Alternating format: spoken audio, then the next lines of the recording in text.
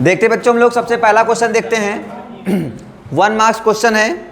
अभी हम लोगों ने म्यूचुअल इंडक्शन, सेल्फ इंडक्शन देख ही लिया। अब उस पर कुछ क्वेश्चंस देख लेते हैं। तो पहला क्वेश्चन ध्यान से देखेंगे, इजी क्वेश्चंस नहीं है, इजी ही हैं सब। आओ, पहला क्वेश्चन क्या कह रहा भैया, define the mutual inductance and the right the SI unit. लिख लेंगे एसआई यूनिट। एसआई यूनिट क्या होती है इसकी, हेनरी। क्या हो जाएगी, हेनरी। खत्म। Define the term of the self induction and, ये भी कर लेंगे, इसकी भी यूनिट क्या होगी, एसआई यूनिट क्या होगी, हेनरी। कई सारी डिफिनेशन दे सकते हैं आप सेल्फ इंडक्टेंस की, है ना। चलिए आगे चलते हैं। ओए बच्चों सुनो इधर, आगे क्वेश्चन नंबर 7 ध्यान से देखेंगे बेटा।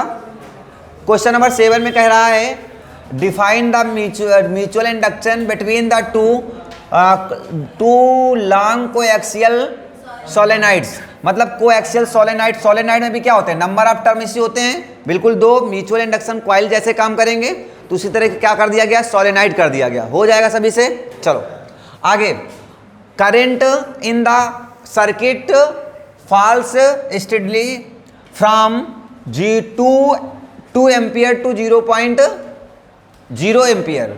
कोई बात नहीं, मतलब क्या हो गई भैया, देखो सबसे पहले इसमें क्या दे रखा था, I1। क्वेश्चन ध्यान से देखेंगे। क्वेश्चन नंबर 8 ध्यान दो बढ़िया, बढ़िया से क्वेश्चन ध्यान से देखते हैं। क्वेश्चन नंबर 8 लगाते हैं। न्यूमेरिकल है, कब आया है, फॉरेन में आया है। इंडिया नहीं लगवा रहे हैं सर आप, कि क्या करवा रहे हैं। चलिए अच्छा, ये बेटा ध्यान दो। सबसे पहले I1 की वैल्यू दे रखी है कितनी, 2.0 एम्पियर दे रखा है। I2 की वैल्यू दे रखा है आपको कितना बेटा, 0.0 एम्पियर दे रखा है। मतलब खत्म हो गया। इन 10 मिनट, मिली सेकेंड कह रहा, क्यों, अच्छा टाइम दे रखा है 10 मिली सेकेंड। मिली का मतलब होता है 10 की पावर -3 सेकेंड, है ना। मिली का मतलब 10 की पावर -3। चलो आगे, इन द एवरेज, पता नहीं आगे क्या लिखा है, V दे रखा है, मतलब EMF दे रखा है 200 वोल्ट। अच्छा ठीक है, आगे then calculate the self inductance. क्या फाइंड करना है, सेल्फ इंडक्टेंस फाइंड करना है यार। सेल्फ इंडक्टेंस L फाइंड करना है। L इज इक्वल टू बताया था, E is equal to minus DI by क्या पढ़ाया था यार, DT पढ़ाया था कि नहीं पढ़ाया था भाई, पक्का ना। L इक्वल टू माइनस हटाओ, नहीं मैं क्या है हमारे पास 200, कितना भैया हमारे पास है 200 अपान DI। और DI का मतलब है चेंज, और चेंज का मतलब क्या है, I2 माइनस I1 या I1 माइनस I2 कर लो। कितने का चेंज आया भैया, 0.2 नहीं 2.0 माइनस 2.0 का चेंज आया है। तो यहाँ पे रख दो -2.0, और ये कहाँ उलट के जाएगा, ऊपर। तो टाइम ऊपर जाएगा, तो टाइम ऊपर है तो कितना है 10 × 10 की पावर -3। देखो माइनस माइनस मर गया। L इक्वल टू, यहाँ से पॉइंट हटाओगे तो यहाँ एक 0 बढ़ा लोगे, यहाँ पर एक 0 बढ़ा लोगे यार। हाँ ठीक है, बढ़ा लो। अच्छा देखो यहाँ 0 यहाँ 0 मर जाएगा, खत्म। ये 100 बन जाएगा बच्चा, तो ये 100 हो गया। 1 2 3 कितने 0 हो गए, 10 की पावर 3, और यहाँ क्या लिखा है 10 की पावर -3। अरे यार खत्म। कितना बचा, 10 की पावर 0 बचा, और किसी भी नंबर की पावर 0 की वैल्यू कितनी होती है 1। तो L की वैल्यू कितनी आ गई, 1 हेनरी। कैलकुलेशन में इधर उधर हो गया हो तो कोई बात नहीं है, तरीका आप समझ गए होंगे। समझ गए सभी लोग, कोई दिक्कत की बात नहीं, क्लियर हो जाएगा सभी से। चलो अगला क्वेश्चन देखते बेटा। अगला क्वेश्चन क्या लिखा हुआ है, कुछ इस तरीके से लिखा हुआ है। क्वेश्चन नंबर 12 इसी का है क्या, हाँ ठीक है, कोई बात नहीं। ध्यान दो, कह रहा है differentiate between the self induction and mutual induction. ये मेरा टॉपिक नहीं है, ये आप लोग कर लेंगे ना, डू योर सेल्फ ना, ये कर लेंगे सभी लोग। हाँ आइए ध्यान से, सेकंड पार्ट करा भैया, करा the mutual inductance of the to coaxial coils is M। क्या दे रखा बच्चा आपको, इधर लिख लूं, M इक्वल टू दे रखा है 2 henry. The current in the coil is change uniformly from the 0 to इतना। मतलब I1 की वैल्यू दे रखा है 0 एम्पियर, और बेटा I2 की वैल्यू दे रखा है आपको 0.5 एम्पियर। समझ में आ रही बातें यहाँ तक, हाँ। आगे in the 100 millisecond time दे रखा भैया 100 मिली सेकेंड। यार मिली का मतलब क्या होता है, 10 की पावर -3 सेकेंड। ठीक है, कोई दिक्कत नहीं है।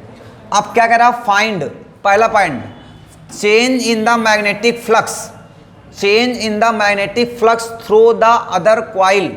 अच्छा, इसका मतलब चेंज का मतलब क्या फाइंड करवा रहा है, d5। क्या फाइंड करवा रहा है बच्चा आपको, d5 फाइंड करवा रहा है। क्या फाइंड करवा रहा भैया, d5 फाइंड करवा रहा है। यार ये d5 कहां से फाइंड होगा जरा बताओ।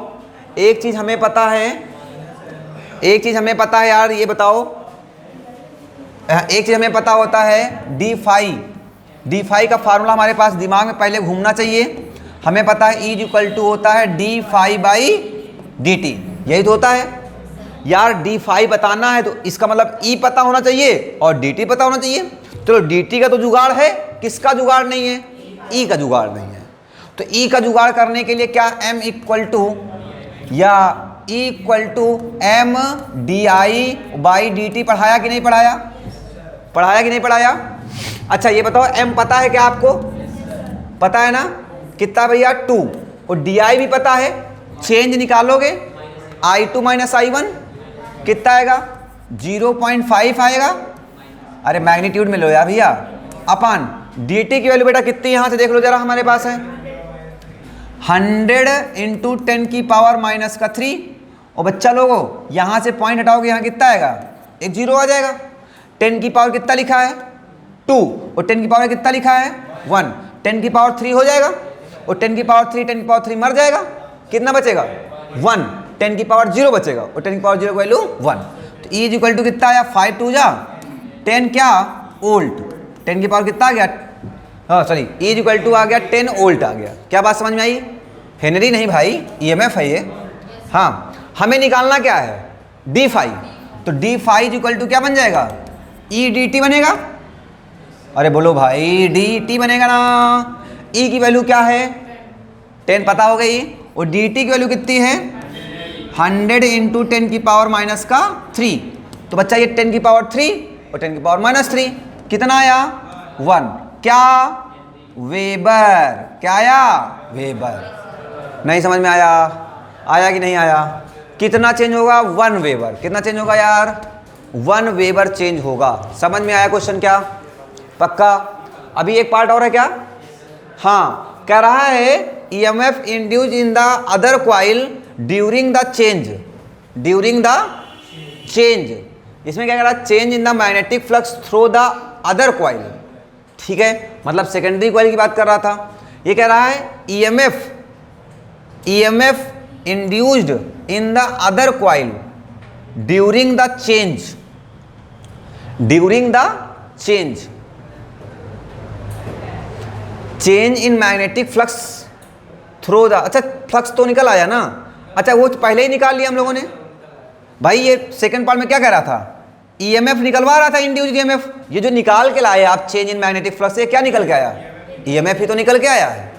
नई बात समझ में आई, EMF भी आ गया, फ्लक्स भी आ गया।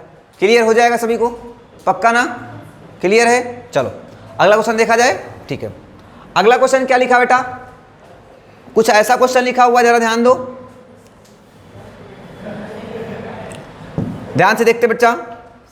क्या लिखा हुआ है, डिफाइन द म्यूचुअल इंडक्टेंस। कर लेंगे यार, कर लेंगे सभी लोग। हाँ, कह रहा है a pair of the adjacent coil has a mutual inductance of the इतना इतना म्यूचुअल इंडक्टेंस। क्या दे रखा है, M = दे रखा बेटा कितना 1.5, M = दे रखा है 1.5 हेनरी। ठीक है, if the current in the one coil from the 0 to, मतलब क्या I1 की वैल्यू दिया गया 0 एम्पियर, I2 की वैल्यू कितना दे रखा है 20 एम्पियर। अब बताओ चेंज इन करंट कितना हो जाएगा, 20 - 0 = क्या आ जाएगा 20 एम्पियर। नहीं समझ में आया, आया आया भाई, आया। चलो सुनो आगे इन 0.5 सेकेंड, टाइम भी दे रखा है यार 0.5 सेकेंड। चलो, what is the change in the flux linkage with the other coil, flux linkage d∅ निकालना है यार। अरे हो जाएगा भाई, वही क्वेश्चन है यार, अभी बताया ना, हो जाएगा। पहले क्या निकालोगे भैया, ई निकालोगे, ई निकालने के बाद क्या निकालोगे, E D phi, E D T, क्या हो जाएगा, डी फाई बराबर ई डी टी। नहीं कर पाएंगे, न्यूमेरिकल चेंज है बस, बाकी क्वेश्चन का मेथड सेम है। समझ में आया क्या सभी को? चलें आगे बेटा, चलो नेक्स्ट क्वेश्चन देखते हैं। नेक्स्ट क्वेश्चन आपके पास क्या लिखा हुआ, जरा ध्यान दो बच्चा। ये कितने मार्क्स का क्वेश्चन है, 5 मार्क्स क्वेश्चन है। कितने मार्क्स का यार, 5 मार्क्स क्वेश्चन है। जरा ध्यान से देखेंगे इसको। अरे यार कर लेंगे सभी लोग इसको, क्या ध्यान दो भैया। पहला कह रहा है, पहला है भैया म्यूचुअल इंडक्टेंस, असाइनमेंट वगैरह लिख लेंगे। Derive the expression for the mutual induction, ये भी लिख जाएंगे। वही सोलेनोइड मतलब क्या है भैया, सेम है, ठीक है, हो जाएगा। अगला कह रहा है in the expression of the two coils C1 and C2, two coils क्या है, C1 and C2 is placed close to each other, find out the expression for the EMF induced in the coil C1 due to the change in the current through the C2। अरे यार वही coil है C1 C2, नाम दे दिया गया केवल इनको। अरे यार कॉइल का नाम हमने प्राइमरी और क्या बोला था, इन्होंने क्या बोला, C1 और, अब हमने C1 में करंट नहीं फ्लो कराना, करंट किस में फ्लो कराना है आपको, C2 में, वो चेंज किस में होगा फिर, C1 में, उल्टा कर लेना है। नहीं कर पाएंगे क्या, अरे कर लेंगे क्या, पक्का ना। देखो घुमाया है केवल बात को, है ना, काम वही करवाना है आपसे। चले आगे, चलो बस आज हो गया है, टॉपिक कंप्लीट हो गया, कोई डाउट है नहीं। चलो तो ये हमारे था म्यूचुअल इंडक्शन, ये भी कंप्लीट हो गया है। इसके बाद हम लोग बात करेंगे एसी पर। आइए बात करते हैं एसी पर, पॉज कर दो।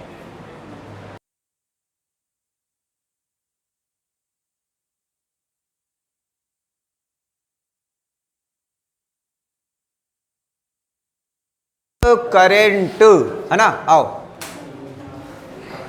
Alternating current. अगर हम करंट की बात करें तो हमारे पास पढ़ा बेटा, डायरेक्ट करंट होती है और एक क्या होती है, अल्टरनेटिंग करंट। डायरेक्ट करंट को हम लोग डीसी के नाम से जानते हैं और अल्टरनेटिंग करंट को हम लोग एसी के नाम से बोलते हैं। चलिए आगे चलते हैं। आगे चलते तो हमारे पास क्या मिलता है बेटा, सबसे पहले हम बोलते हैं, बात करते हैं डायरेक्ट करंट होती क्या है।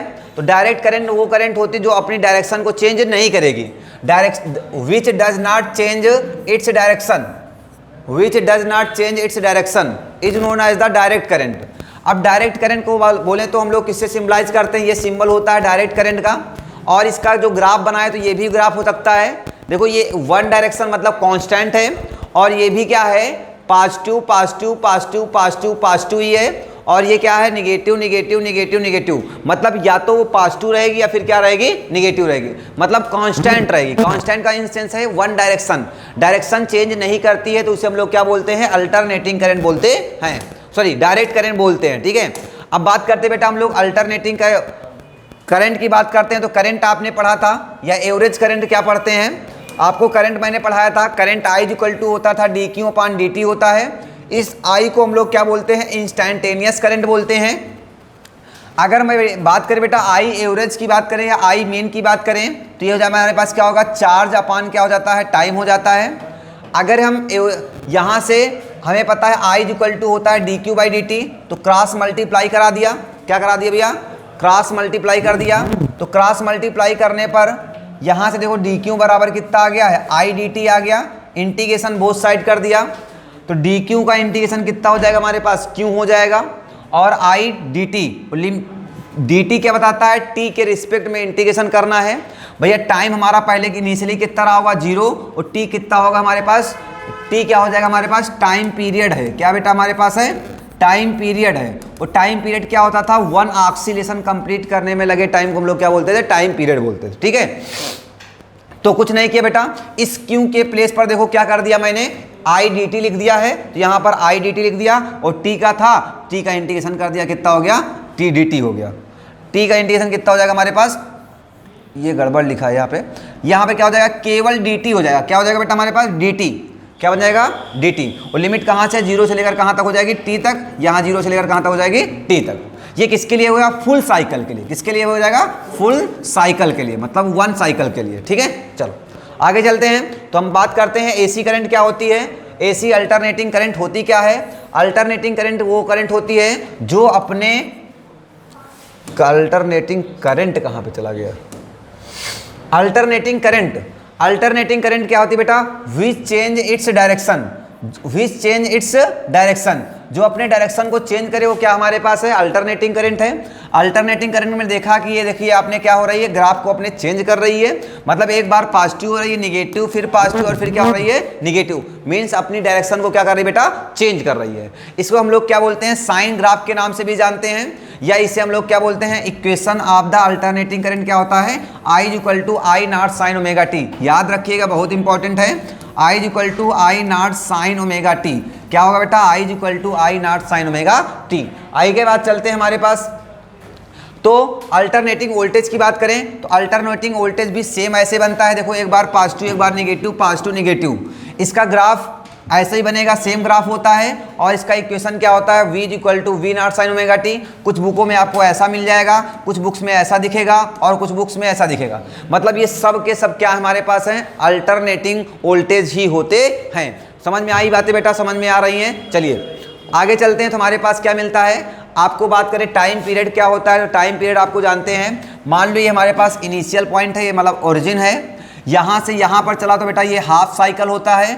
हाफ साइकिल का मतलब यहाँ पर देखो T/2 बन गया, टाइम पीरियड कितना है, हाफ है, और यहाँ से फिर ये आया, इसका मतलब ये 1 साइकिल कंप्लीट हो गया। इसको हम बोलते हैं टाइम पीरियड, मतलब एक बार पॉजिटिव और एक बार निगेटिव, मतलब क्या होता है, time taken to complete 1 cycle. तो 1 साइकिल कब कंप्लीट होती है, जब टाइम पीरियड कितना हो जाता है, T। देखो ये हमारे पास T हाफ कहलाता है और यहाँ पर कितना हो जाता है, T हो जाता है, ठीक है। अब कोई पूछ ले उस समय 1 साइकिल में फेज कितना होता है, तो फेज कितना होता है, 2 पाई, कितना होता है, 2 पाई, फेज कितना होता है बेटा हमारे पास, 2 पाई, फेज कितना हो जाता है हमारा, 2 पाई हो जाता है, ठीक है। तो I इक्वल टू क्या हो जाता है, I not sine omega T का तो था ही था, ठीक है। और time period T equal to क्या होता है, 2 pi by omega, time period T equal to क्या होता है, 2 पाई बाई ओमेगा। अब बात करें फ्रीक्वेंसी क्या होती है, number of oscillation in the 1 second, number of oscillation in the 1 second is known as the frequency. पढ़ा था नहीं पढ़ा था, हाँ। देखो ये 0 होता है, ये π/2 होता है, ये पाई हो जाएगा, ये 3π/2 हो जाएगा और क्या हो जाएगा, 2 पाई हो जाता है, ठीक है। चलो आगे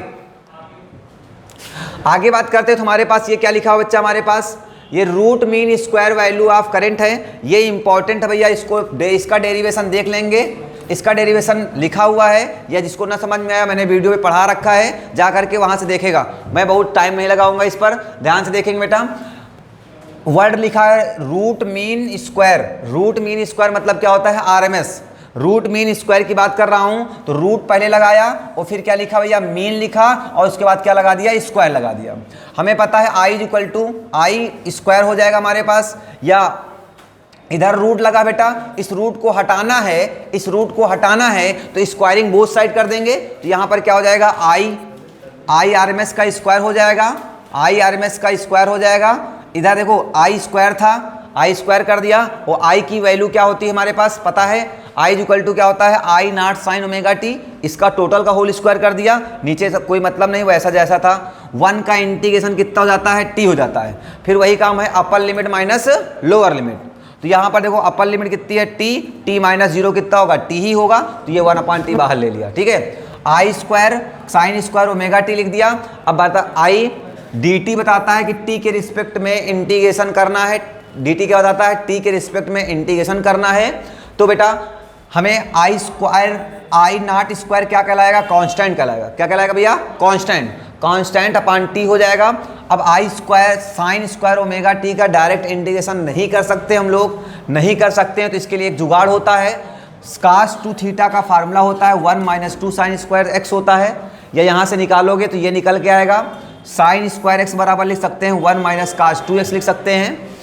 हमें x के प्लेस पर ओमेगा टी लिखना था तो ओमेगा टी लिख दिया, ये हो गया। तो इसके प्लेस पर ये रख दिया बेटा, देखो 2 कांस्टेंट था बाहर ले लिया, 1 माइनस इतना बचा हुआ है।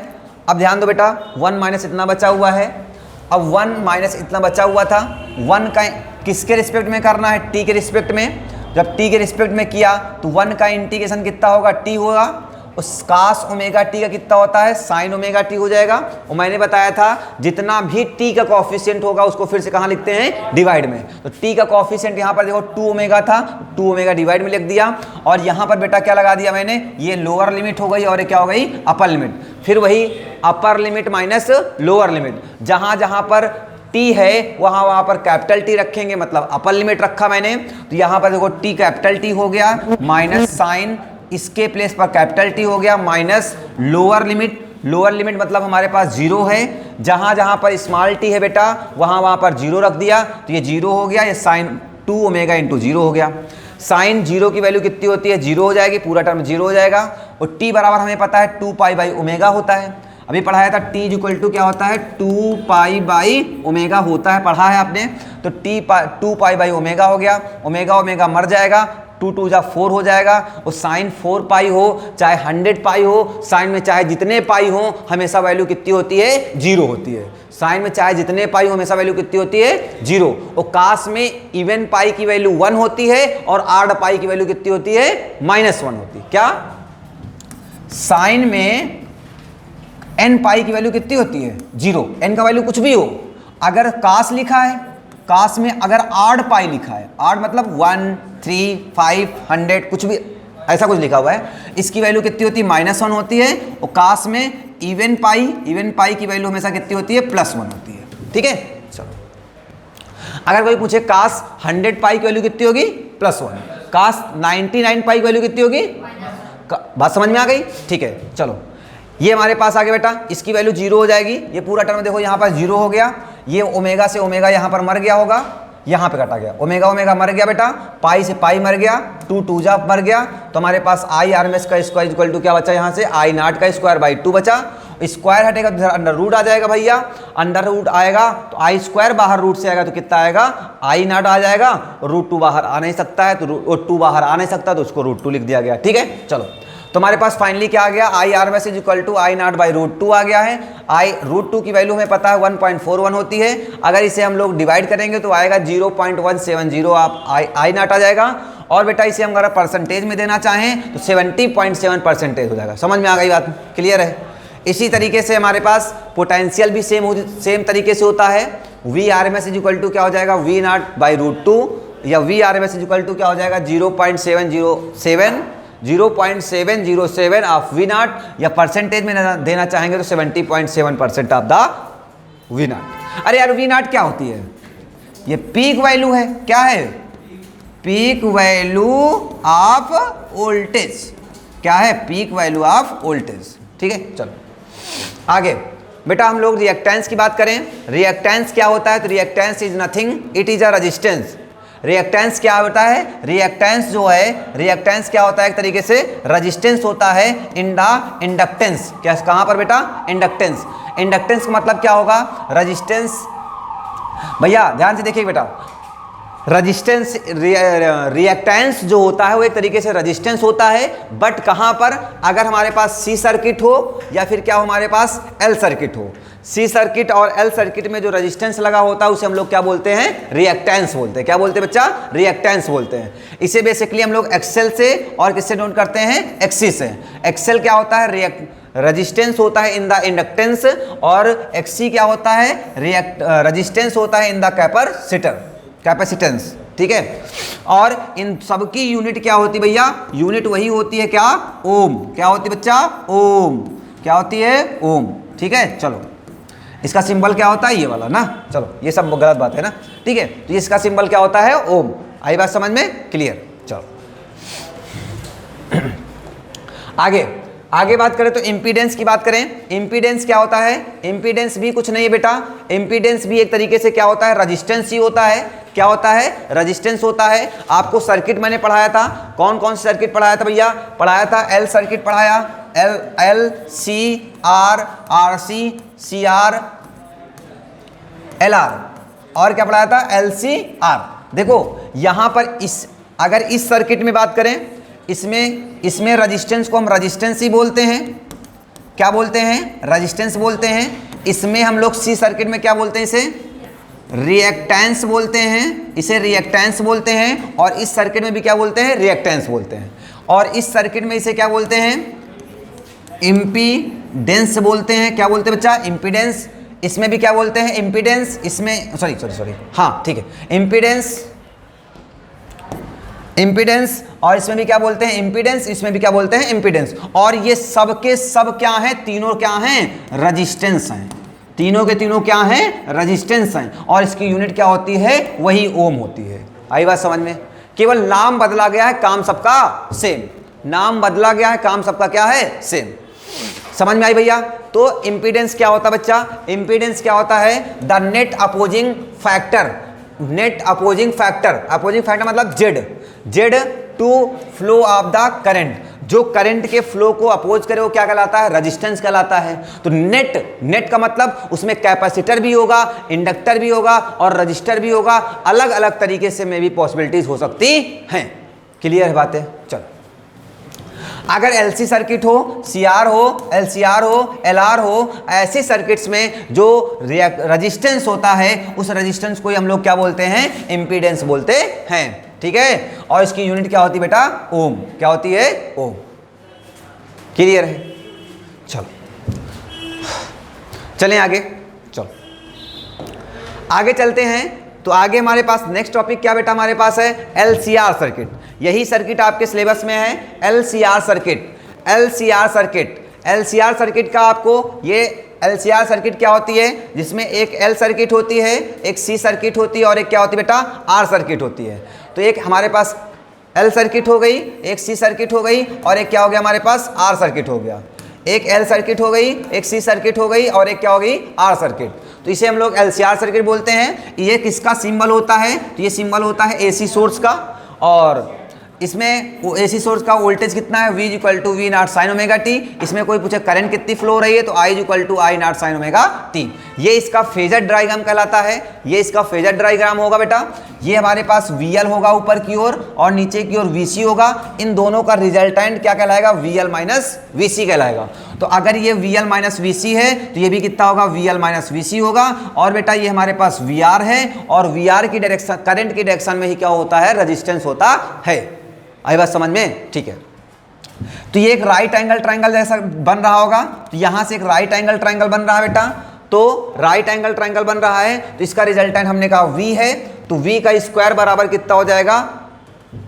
मतलब हाइपोटेनस का स्क्वायर इक्वल टू क्या हो जाएगा? परपेंडिकुलर का स्क्वायर प्लस बेस का स्क्वायर। परपेंडिकुलर कितना बेटा हमारे पास? VL - VC है। तो देखो VL - VC का होल स्क्वायर हो गया और प्लस बेस का स्क्वायर। और बेस कितना है हमारे पास? VR है। VR का स्क्वायर हो गया।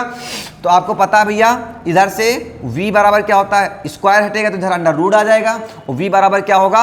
अरे यार V बराबर क्या होता है? IR होता है। तो R ना काम करके कौन काम करता है? इम्पीडेंस काम करता है। तो यहां पर Z बोल दिया यार। और V बराबर क्या होता है? IR। L सर्किट में R का काम कौन करता है? एक्सेल करता है। तो इसका नाम एक्सेल लिख दिया। और माइनस IR और प्लस का मतलब ये आर ही का तो काम कर रहा है XC। और VR बराबर क्या हो जाएगा? IR हो जाएगा। ठीक है? देखो यहां पर भी आई, यहां पर भी आई और यहां पर भी आई।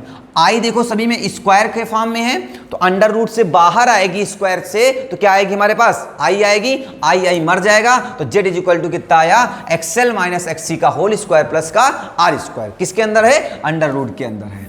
अंडर रूट क्या हो जाएगा? XL - XC का whole square plus R square. ये क्या हमारे पास है? इंपीडेंस है। क्या है हमारे पास? इंपीडेंस है। इंपीडेंस एक तरीके से क्या है? रेजिस्टेंस है। और इसकी यूनिट क्या होती है? ओम। क्लियर है सभी को? क्या समझ में आया? क्लियर है? चलो आगे। अब बात करते हैं बेटा हम रेजोनेंट सर्किट की बात करते हैं। रेजोनेंट सर्किट की बात करते हैं। रेजोनेंट सर्किट क्या होती है जरा ध्यान दो बेटा। एलसीआर सर्किट क्या होती है भैया? In a LCR circuit when the phase between the current and the voltage is zero. जब फेज क्या हो जाए हमारे पास? जीरो हो जाए। क्या हो जाए बच्चा हमारे पास? जीरो हो जाए। फेज क्या हो जाए हमारे पास? जीरो हो जाए। तब उस कंडीशन में तो the circuit is called the resonant circuit. Resonant circuit कहलाती है। आइए दिखाते बेटा हम लोग थोड़ा सा यहाँ पर पिछले वाले फिगर पे। ये हमारे पास फिगर बना हुआ था। हाँ सर बना हुआ था। जरा ध्यान से देखते बच्चा हमको इसको। देखो ये कहीं ना कहीं आपका परपेंडिकुलर होता बेटा। ये आपका बेस कहलाएगा। बेस कहलाएगा। तो अगर मैं यहां से फेज निकालूं, फेज को हम लोग क्या बोलते हैं? फाई ही तो बोलते हैं। tan थीटा = क्या होता है? परपेंडिकुलर अपान क्या होता है? बेस, तो परपेंडिकुलर का काम कौन कर रहा है? VL। कौन काम कर रहा है बेटा? VL माइनस काम कर रहा है? VC अपान बेस का काम कौन कर रहा है? VR। तो कौन काम कर रहा है बेटा? VR। और ये बताओ मैं, VL बराबर क्या हो जाता है? IXL और माइनस क्या हो जाएगा? IXC अपान V बराबर क्या होता है? IR। क्या होता है? V बराबर क्या होता है बच्चा? IR। तो बेटा देखो ऊपर से I कॉमन दिख रहा है, तो I कॉमन ले लोगे तो क्या बचेगा? XL माइनस XC अपान क्या बचेगा? IR बचेगा। RR मर जाएगा बच्चा। तो हमारे पास tan phi इक्वल टू कितना आ गया है? XL माइनस XC अपान क्या बन जाएगा? R। XL minus XC by क्या हो जाएगा? R। जब अब ध्यान से देखो जरा, रेजोनेंट सर्किट कहती क्या है? रेजोनेंट सर्किट कहती है जब उनके फेज का फेज कितना होना चाहिए? जीरो। फेज कितना होना चाहिए? जीरो। और जब बेटा फेज जीरो होगा, फेज जीरो होगा तो यहाँ पे क्या लिखोगे? tan zero. और tan जीरो इक्वल टू क्या हो जाएगा? XL माइनस XC बाई क्या बन जाएगा? R। और tan जीरो की वैल्यू बताओ कितनी होती है? जीरो। कितनी होती है भैया? जीरो। और tan जीरो की वैल्यू जीरो बेटा, तो क्या हो जाएगा? XL माइनस XC बाई क्या बन जाएगा? R। ये मल्टीप्लाई में इधर डिवाइड में, डिवाइड से इधर कहाँ जाएगा?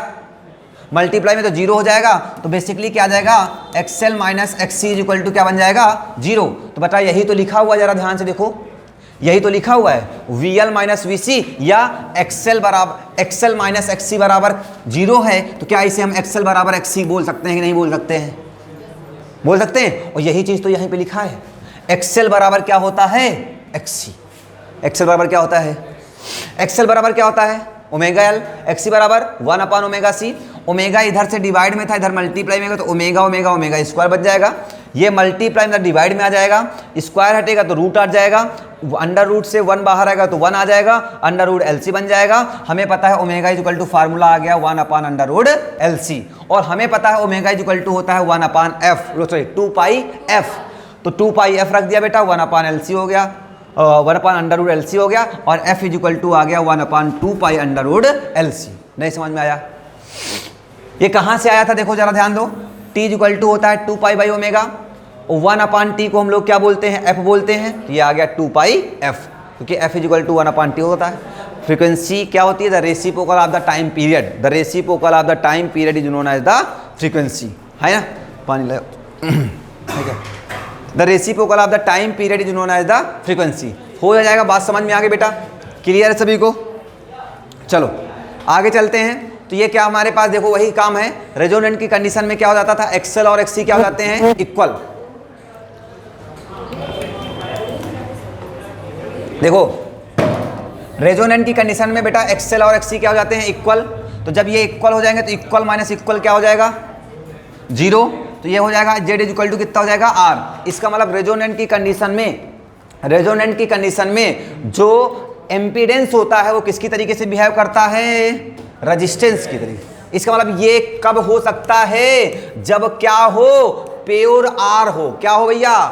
Pure R। रेजोनेंस की कंडीशन कब प्रोड्यूस हो सकती है? जब हमारे पास सर्किट कैसा हो? प्योर R हो। एक हमने प्योर R पढ़ाया, एक प्योर C पढ़ाया, और एक क्या पढ़ाया? प्योर L पढ़ाया। फिर इनका आपस में combination RC LC CR LR पढ़ाया था ना? आई बात समझ में? तो कब पॉसिबल हो सकता है? जब फेज कब जीरो होता है? हमने पढ़ाया था प्योर L में। कहां पर भैया? प्योर R में I और V कहां पर होते हैं? सेम फेज में होते हैं। कहां पर होते हैं? और L और C में मैंने बताया था करंट जो है वोल्टेज से एक में 90 डिग्री लीड करती थी और एक में 90 डिग्री लैग करती थी। याद है कि नहीं है भाई? बात है ना? मैंने जब पढ़ाया था तो सारी चीजें L भी पढ़ाया, R भी पढ़ाया, C भी पढ़ाया, R भी पढ़ाया, मतलब सब कुछ पढ़ाया था आपको, है ना? चलो क्लियर इतनी बातें? क्लियर है इतनी बातें भैया? तो इसका मतलब ये रेजोनेंस की कंडीशन कब प्रोड्यूस होती है? प्योर R की कंडीशन में, मतलब प्योर रजिस्टर में ही प्रोड्यूस की जा सकती है। क्लियर है? और किसी में भी करंट और वोल्टेज के बीच का एंगल 0 डिग्री नहीं हो सकता है। कब हो सकता है? जब हमारे पास प्योर R होता है, प्योर रजिस्टर होता है। चलो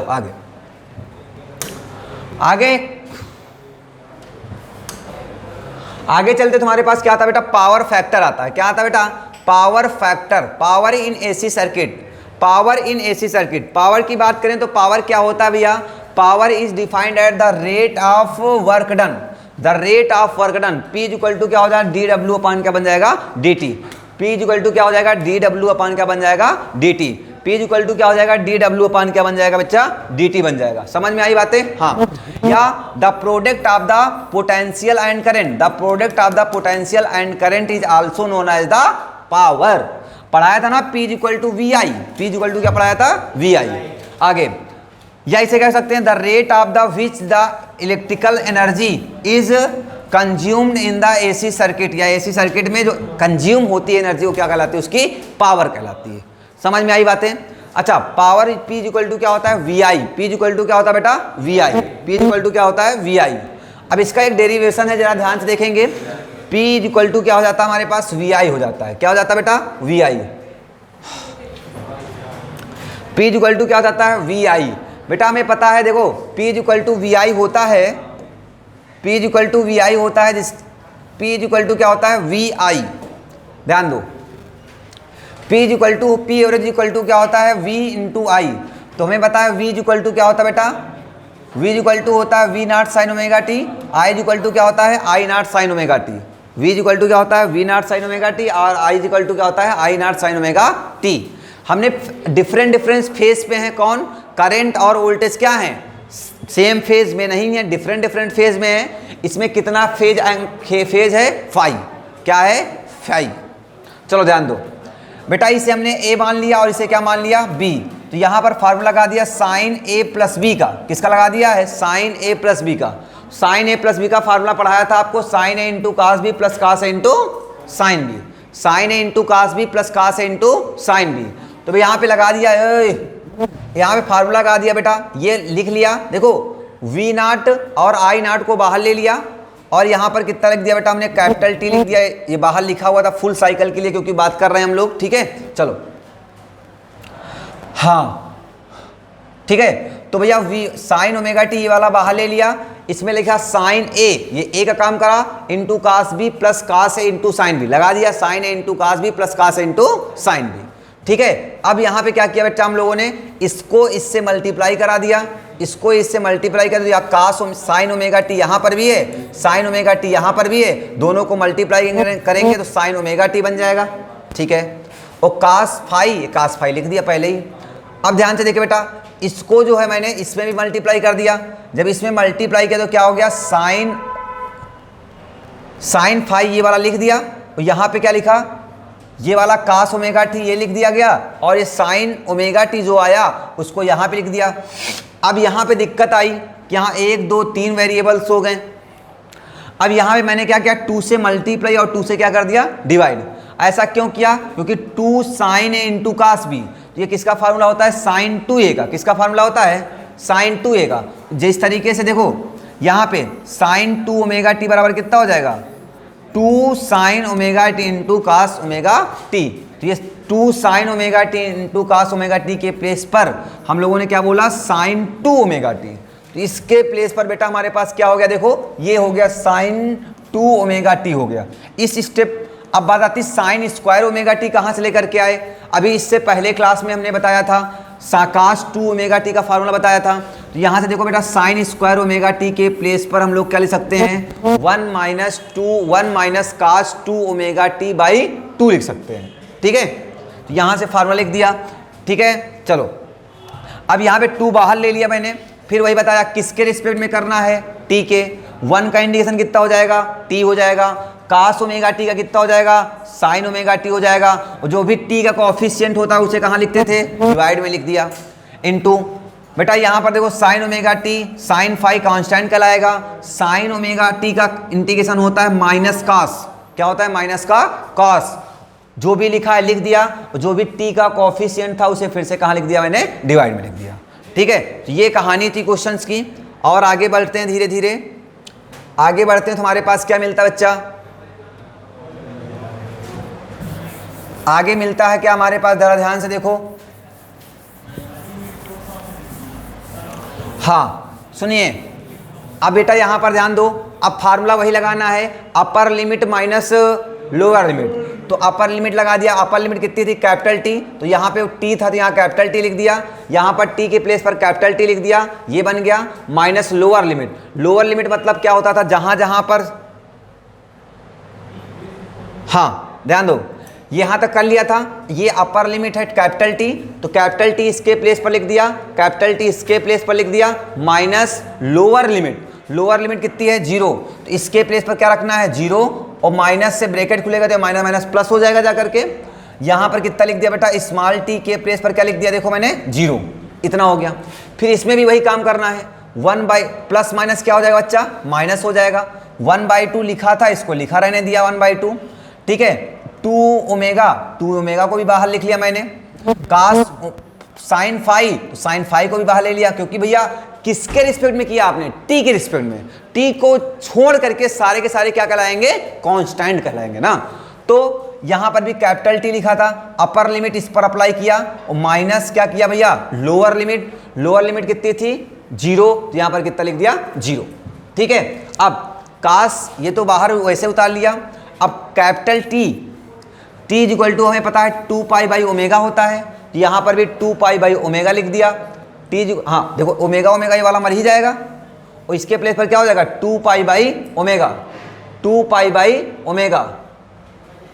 अच्छा 2π क्या लिख दिया भैया हमने, ओमेगा। यहाँ पर एक मिनट ध्यान दो बेटा, upper limit minus lower limit हो गया था, यहाँ पर टी के प्लेस पर लिख दिया 2π/ω, 2π लिखा था, लिखा रहने दिया। यहाँ पर एक चीज़ ध्यान से देखेंगे भैया, हमारे पास यहाँ पर देखो साइन 2ωt, और टी के प्लेस पर क्या लिखा 2π इंटू 2ω, ये भी वाला तो लिखा भी रहने दिया जाए, है ना, ठीक है। और माइनस लोअर लिमिट ये वाला खत्म ही हो गया, पूरा का पूरा 0 हो जाएगा, क्योंकि साइन 0 की वैल्यू कितनी होती है 0, खत्म हो जाएगा पूरा का पूरा। यहाँ पर ध्यान से देखो बच्चा, इधर वाला बच्चा क्या हमारे पास, ये देखो 2 जा कितना हो जाएगा 4, 2 जा कितना हो जाएगा 4 ओमेगा, साइन फाई लिखा रहने दिया, टी के प्लेस पर लिख दिया 2π ओमेगा मर जाएगा। यहाँ बच्चा साइन 0 भाई 0, और साइन 0 बाई क्या बन जाएगा 2 ओमेगा बनेगा जा करके, और साइन 0 खत्म कर देंगे, 2 ओमेगा पहले से कॉमन ले लिया था, ठीक है। चलो आगे हमारे पास ये 2π/ω बन जाएगा, और साइन में देखो 2 जा कितना बन गया, या 4π, कितना बन गया 4π/2ω मान लो लिखा है। साइन में मैंने कहा जय जितने पाई हो हमेशा वैल्यू कितनी होती है 0, तो ये पूरा टर्म कितना हो जाएगा हमारे पास 0, पूरा टर्म कितना हो गया हमारे पास 0 हो गया, माइनस 1/4ω, साइन लिखा रहने दिया, कास पाई और माइनस कास 0, कास कितना आ गया है 0 आ गया, कोई बात नहीं, ध्यान से देखो बेटा ये टर्म कितना हो गया 0, तो cos 5/2 into 2π/ω minus 1/4ω into sine omega. Cos में ये इवन है कि ऑड है, इवन, तो कास में इवन पाई की वैल्यू कितनी होती है 1, और कास 0 की वैल्यू कितनी होती है 1, तो 1 - 1 कितना हो जाएगा 0, कितना हो गया भैया 0। तो बेसिकली हमारे पास बचा क्या,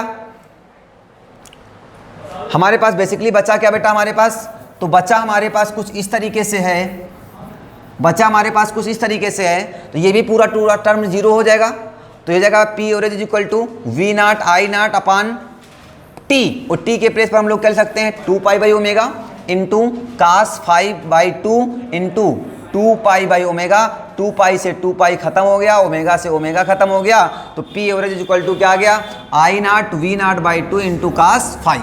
यही क्या हमारे पास है, पावर है, power in the AC circuit.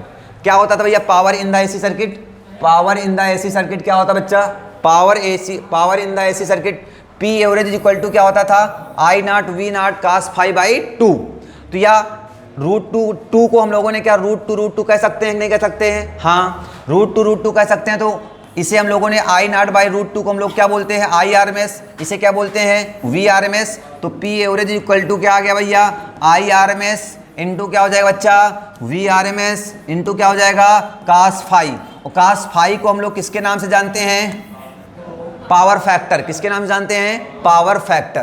तो ये फार्मूला आ जाएगा P average equal to IRMS into VRMS into cos 5। समझ में आया भैया सभी को, क्लियर है सभी को, चलें आगे। चलिए अगला बात करते हैं, हमारे पास क्या मिलता है पावर फैक्टर क्या होता है। पावर फैक्टर मतलब क्या होता है बेटा कोसाइंस, कोसाइंस का मतलब क्या होता है कॉस, क्या होता है भैया cos of the angle of the lead or lag, मतलब वो कितना लीड करता है या कितना क्या करता है लैग करता है, उसे हम लोग क्या बोलते हैं कॉस पावर फैक्टर बोलते हैं।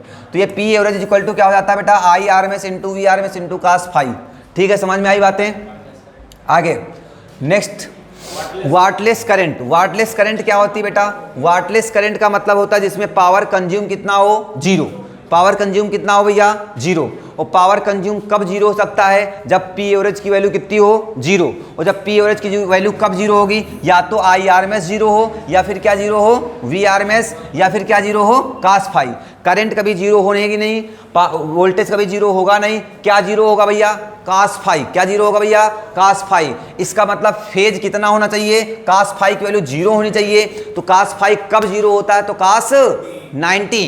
तो इसका मतलब फाइव फेज की वैल्यू कितनी होनी चाहिए बेटा, 90। कब होनी चाहिए, 90। तो फेज जीरो, फेज 90 कब होता है, जब ये कास 90 हो जाएगा, वो कास 90 वैल्यू जीरो, तो जीरो से किसी भी नंबर को मल्टीप्लाई करने पर कितना आ जाएगा, जीरो। अच्छा, एंगल 90 कब होता है, या तो 90 डिग्री लीड करेगा, या 90 डिग्री क्या करता था, एक सी था और एक क्या था, एल। तो या तो सी सर्किट हो, या फिर क्या हो भैया, इंडक्टेंस हो, या फिर क्या हो।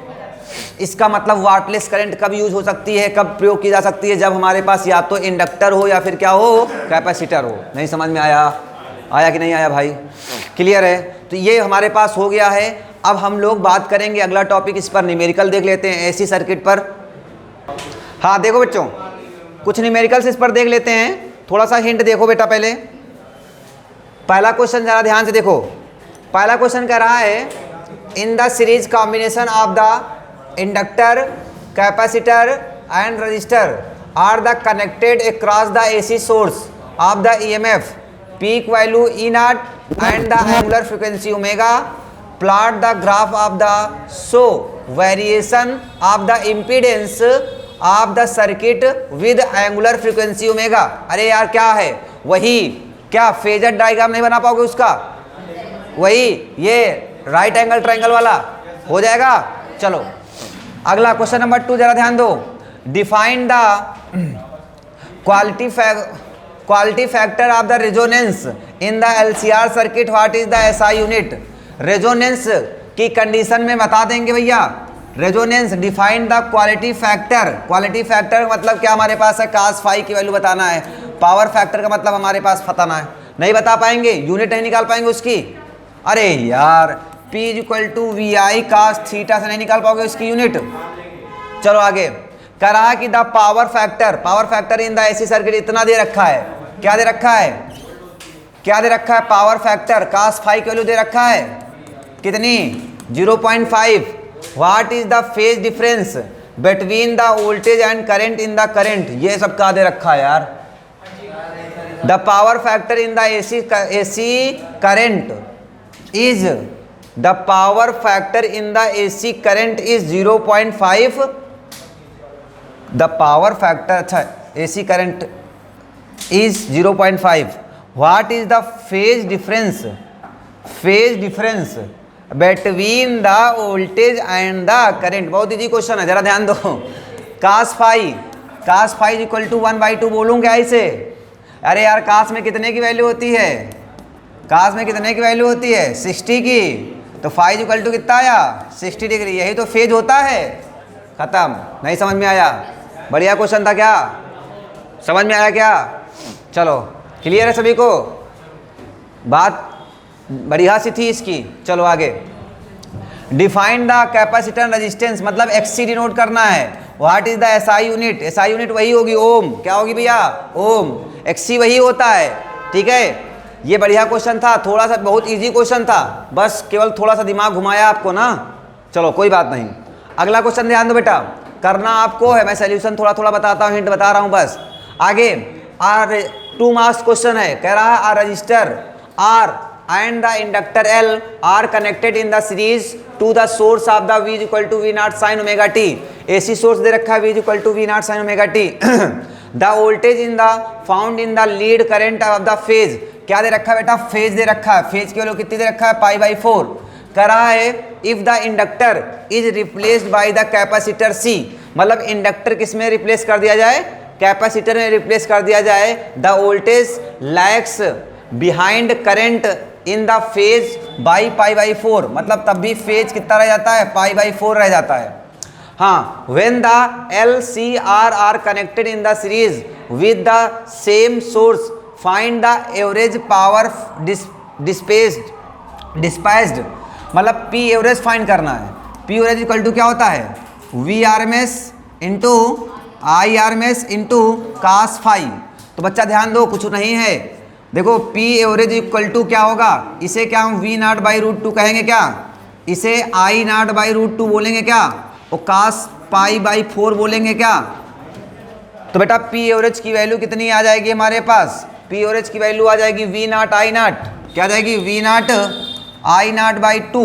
अरे यार रूट टू कितना 2, और पाई बाई 4 की वैल्यू कितनी होती है, cos पाई बाई 4 की वैल्यू 1/√2, तो कितना आ गया, V not I not by √2। यही आपका क्या जाएगा आंसर। नहीं समझ में आया क्या, आया क्या, बात समझ में आई, ठीक है चलो, हाँ क्लियर है सभी को। चलो अगला कह रहा भैया, and the instantaneous current in the circuit, instantaneous current find करनी है। इंस्टैंटेनियस करंट को हम लोग क्या बोलते हैं, आई, क्या बोलते हैं, आई बोलते हैं, क्या बोलते हैं भैया, आई, ध्यान देंगे। तो इंस्टैंटेनियस करंट को आई इक्वल टू क्या होता था, याद करो तो डी क्यू बाई क्या बनाते थे, D T, D Q by बनाते क्या बनाते थे, डी टी, याद है कि नहीं है, या आई इक्वल टू क्या होते थे, I not sine omega t, I equal to क्या होता था, I not sine omega T.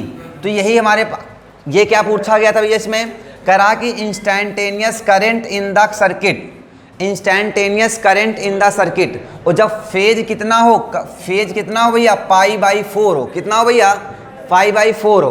तो भैया फेज क्या, इसका मतलब इसमें फेज कितना है, 0 है, कितना है, 0 है। तो भैया फेज अगर 0 है तो फेज क्या हो जाएगा, आई इक्वल टू क्या हो जाएगा, I naught sorry I equal to I not sine omega T, और प्लस क्या होता था, फाई, या तो प्लस होगा या फिर क्या होगा, माइनस, या तो जब लीड करेगा तो प्लस और लैग करेगा तो माइनस, नहीं कर पाएंगे। अरे फाई की वैल्यू रख देना पाई बाई 4, मान लो क्वेश्चन में कह रहा है लीड कर रहा है तो क्या रखोगे, प्लस पाई बाई 4, लैग कर रहा है तो माइनस पाई बाई 4, कर लेंगे नहीं कर पाएंगे। चलो अगला क्वेश्चन ध्यान दो, अगला क्वेश्चन ध्यान दो बेटा, करा so that the current leads the voltage in the phase of the pi by 2 in the AC circuit connecting in the ideal capacitor. Ideal capacitor, capacitor आप लोग, इसका मतलब क्या कह रहा, प्योर सी कह रहा, क्या कह रहा भैया, प्योर सी। तो बिहार प्योर सी अब आपके सिलेबस में नहीं रह गया ना, प्योर सी आपके सिलेबस में नहीं है, आपके सिलेबस में क्या है, सिर्फ और सिर्फ क्या है, एलसीआर है ना। फिलहाल मैंने आपको ये करके बताया था, आपको दिखाया था, याद है। चलो आगे, अगला कह रहा है कि in the LCR circuit obtain the condition under which, देखो पहले क्या रहा है, the impedance of the circuit is minimum, impedance कब मिनिमम होगा, impedance Z is equal to क्या होता था, under root XL minus XC का होल स्क्वायर प्लस क्या होता था, R स्क्वायर, क्या होता था, XL माइनस XC का होल स्क्वायर प्लस का R स्क्वायर। कब मिनिमम होगा, मिनिमम तब होगा जब XL और XC आपस में क्या हो जाएं, इक्वल हो जाएं। तो किसके इक्वल आ जाएगा, R के इक्वल आ जाएगा। नहीं समझ में आया, आया कि नहीं आया।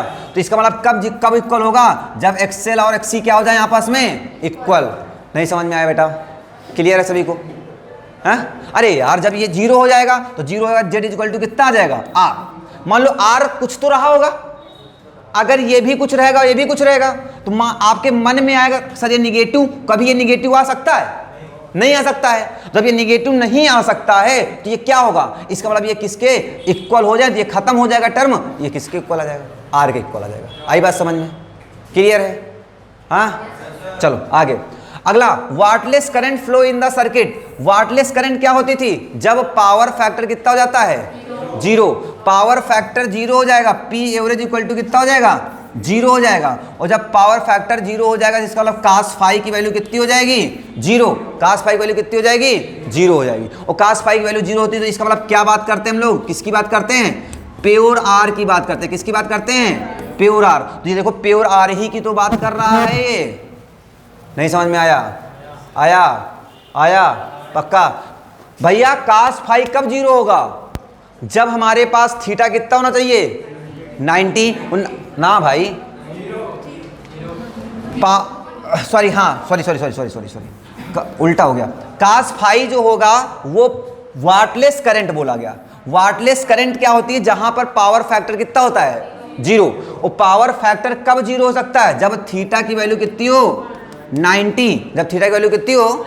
90। और 90 कब हो सकती है? प्योर सी और प्योर एल में। कहाँ हो सकती है? प्योर सी और प्योर एल में। या तो 90 डिग्री लीड करेगी या 90 डिग्री क्या करती थी? लैग करती थी। नहीं समझ में आया? इसका मतलब इस कंडीशन में आर कितना होना चाहिए? 0। आर कितना होना चाहिए? इसका मतलब आर उसमें सर्किट में नहीं होना चाहिए। आई बात समझ में? क्लियर है? पक्का? चलो, कितने मार्क्स क्वेश्चन था भैया ये? 10 मार्क्स का नहीं तो 18 मार्क्स का था, 2 मार्क्स का। ठीक है, चलो आगे अगला क्वेश्चन ध्यान देंगे बेटा, देखेंगे। अगला क्वेश्चन ध्यान दीजिएगा। क्वेश्चन में लिखा हुआ है क्या भैया? सुनिए, लिखा हुआ है calculate the value of the additional capacitor which में the join to the capacitor C दे गया। ठीक है, तो कोई बात नहीं। Power factor in the circuit, चलो ध्यान दो बेटा। I V V naught sine omega t दे रखा है। इसका मतलब ये क्या रखा है? देखो V लिखा हुआ है V naught sine 100 omega T, नहीं 1000 टी लिखा है। क्या लिखा? 1000 टी। जरा ध्यान से देखो, इसको इधर फेंको। हाँ, V क्या लिखा बच्चा? V नॉट साइन 1000 टी और प्लस फाई क्या हो गया? फेज हो गया। ठीक है, सुनिए। और R की वैल्यू कितनी दे रखी बेटा आपको? R की वैल्यू दे रखी है 100 ओम, 400 ओम। चलो ठीक है। और L की वैल्यू दे रखी है 100 मिली हेनरी, 100 मिली हेनरी। और मिली का मतलब होता है बेटा 10 की पावर माइनस का 3 हेनरी। चलो आगे। और कैपेसिटेंस दे रखा है 2 माइक्रो फैराड। कैपेसिटेंस दे रखा है 2 micro farad. C equal to कितना हो जाएगा हमारे पास यार? 2 इंटू 10 की पावर माइनस 6 फैराड। क्लियर इतनी बातें? अब इस क्वेश्चन में फाइंड क्या करना है? ध्यान दो, फाइंड क्या करना है? Calculate the value of the additional capacitor which में joined suitably to the capacitor C that would make the power factor of the circuit unit. Power factor circuit unit क्या मतलब कह रहा है इसका? की जगह पे कोई ऐसा सी लगा दे जिससे पावर फैक्टर यूनिट। हाँ, कहने का मतलब है एक सी के प्लेस पर क्या किया जाए, सी के प्लेस पर कितना वोल्टेज लगाया जाए, कितना कैपेसिटर लगाया जाए कि कास फाई की वैल्यू कितनी हो जाए? 1 हो जाए। ये पूछा गया है। बात समझ में आई है? तो बताओ कास में कितने की वैल्यू 1 होती है, कितने की वैल्यू 0 होती है? कास 0। और कास 0 का मतलब फाई की वैल्यू कितनी होनी चाहिए? 0। और कब 0 होती है? जब हमारे पास क्या होता है? प्योर आर बनता है। क्या बनता जा करके? प्योर आर बनता जा करके। अरे बोलो भाई, प्योर आर बनता तभी तो होता है। तो प्योर आर में क्या होगा? ये क्या होना चाहिए? ये हमारे पास क्या होना चाहिए? 0 हो जाएगा। क्या हो जाएगा? नहीं समझ पा रहा है बात को? आई बात समझ में? हो जाएगा। करेंगे, करना है, होमवर्क है, करके बताएंगे। ठीक है, चलो आगे। अगला क्वेश्चन ध्यान दो बेटा, अगला क्वेश्चन ध्यान दो। कह रहा कि the current containing of the 80 milli henry, क्या दे रखा है भैया आपको? 80 मिली हेनरी। क्या दे रखा है आपको? 80 मिली हेनरी का मतलब क्या हुआ बेटा हमारे पास? 80 मिली हेनरी मतलब क्या है आपके पास? इंडक्शन है, M इक्वल टू दे रखा है 80 मिली हेनरी। चलो आगे। हाँ, इंडक्टर मतलब L दे रखा है, L दे रखो, M बोलो, इसको L बोल लो। ठीक है, आगे। And the 200 milli farad, C दे रखा है 200 मिली फैराड। ठीक है, मिली इसमें भी दे रखा, ठीक है, कोई बात नहीं। Capacitor in the series connected in the 220 volts, क्या दे रखा भैया? V दे रखा है 220 वोल्ट, 240 यार, 240।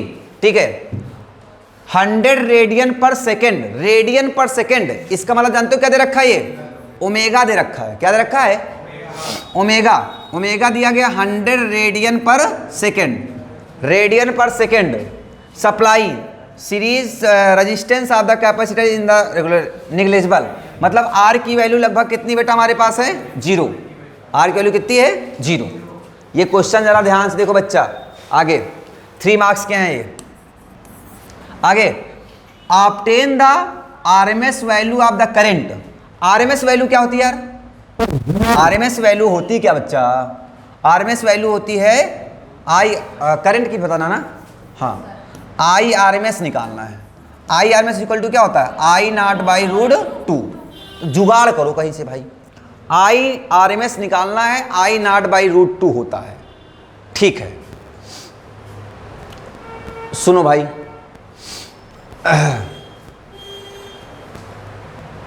चलो भाई कहीं से किया जाए कुछ जुगाड़।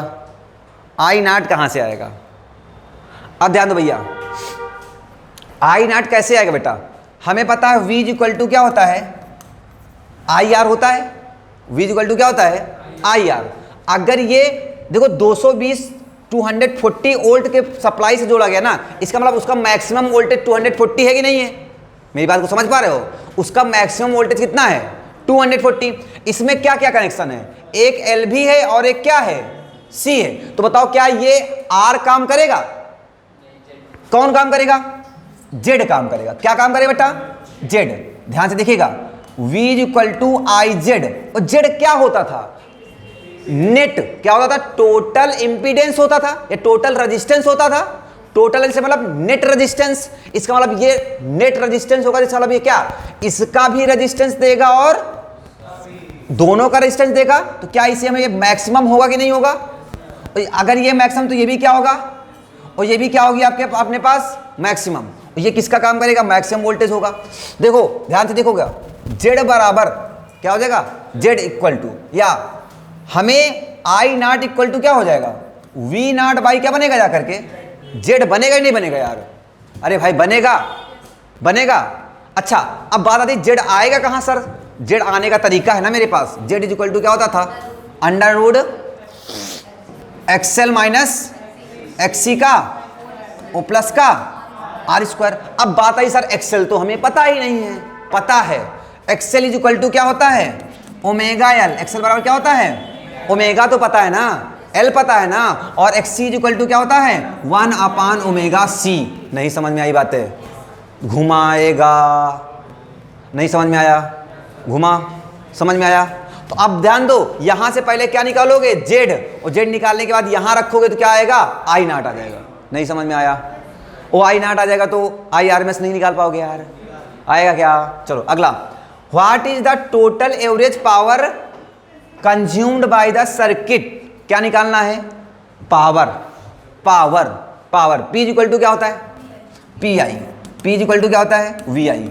अब यहां पे क्या रखोगे, P equal to V naught I naught, क्योंकि क्या भैया है, एवरेज पावर फैक्टर, या क्या कह लोगे यहां से, I R M S into V R M S into cos phi. देखो आई आर एम एस आप निकाल चुके होगे, आई नॉट आपको पता होगा, तो क्या वी नॉट पता होगा, तो क्या वी आर एम एस नहीं निकाल पाओगे, अरे निकाल पाओगे।